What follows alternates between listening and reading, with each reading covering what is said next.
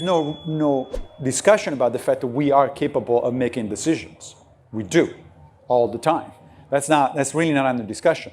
The question is whether those decisions are free, whatever that means, or not. And the feelings will stay there. The feelings are there just because the decision is mine, therefore I feel in a certain way about my decision.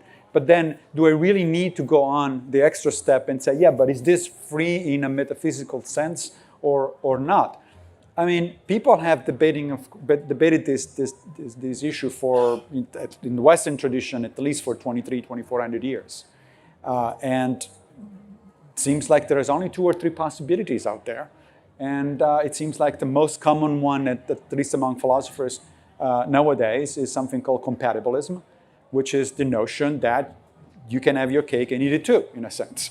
That is, the universe is deterministic in the bare minimum sense of we live in a place of cause and effect. There are no miracles. Your decisions are not free in the sense of being decoupled from everything else that goes on in the universe. But at the same time, they're your decisions, the position that I explained earlier. That's called compatibilism. And the compatibilism is, in fact, perfectly friendly with the notion that we have certain emotions and we should have certain emotions. There's no problem with having those emotions. We just don't need the extra step and trying to say that those decisions are ultimately free or fundamentally free or anything like that. Because that notion is metaphysically difficult to defend. In fact, I think impossible to defend, and scientifically ungrounded. And so why do we need it? Can I just bring in, yes, Sarah, would you like to respond on this? I mean, it's just, I've never debated with philosophers before. So, no, part of me is just Welcome really, to the club.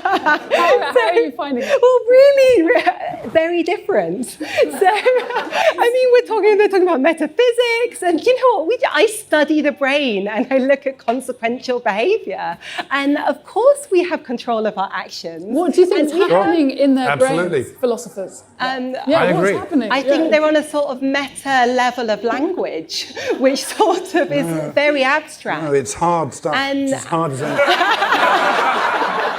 But it's not. I like to look at biological substrates of things.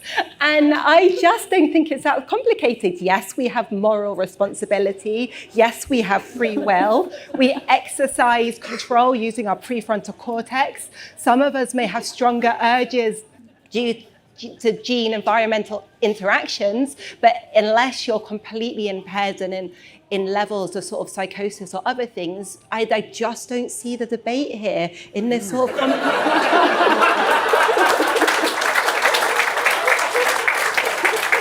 And thus in one swoop, the whole of philosophy you won. is destroyed.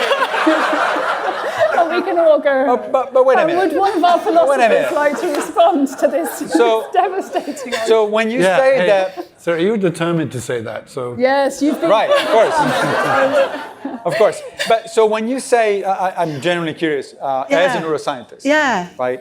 I think we agree that, of course, that we do make decisions, and oh yeah, look, no, that was never in question. right. That's not it, right. You make the decisions, but you make because of the way you are, and you're not ultimately responsible for the way you are. Right. So Of when you course say free, you hold are. on, hold on. Sorry. When you say free, Hey, hold on. Oh, okay, Sarah, can I do this? You- So you were born with a certain genetic. Yeah, but if I say the genes made me do it, I am my genes or I am my brain. You can't disentangle these things. Sure, but you're not ultimately responsible for what you do because you didn't make yourself the way you are. I keep saying the same thing, but Yeah, I mean, so you didn't. In other words, I mean, let's try something No, different. I understand the complex sort of play on points, but yes, you are responsible. oh yeah, you're responsible in the way that a drinks machine is responsible if you press the button for a flat white. Right. But is it a bit like, the... And if it doesn't give you a flat white, you push for a flat white and it gives you a cappuccino, then you say, oh, there's something wrong with this machine. This machine has psychosis. I need to fix it. Right? No! What do you mean no?